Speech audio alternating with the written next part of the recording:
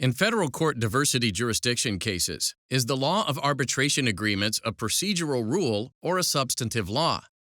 The United States Supreme Court addressed this issue in Bernhardt v. Polygraphic Company of America. Norman Bernhardt, a Vermont resident, worked in Vermont for Polygraphic, a New York corporation.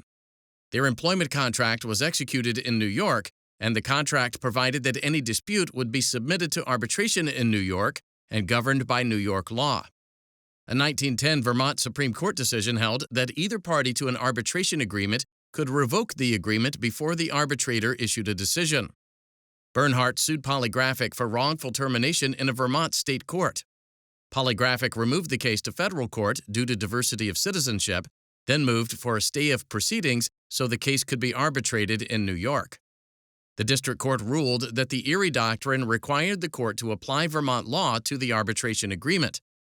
Because Vermont law allowed any party to revoke an arbitration agreement, the court denied Polygraphic's motion. The Second Circuit reversed, holding the arbitration issue to be a procedural issue governed by the Federal Arbitration Act, which held arbitration agreements as enforceable. The United States Supreme Court granted Bernhardt's cert petition.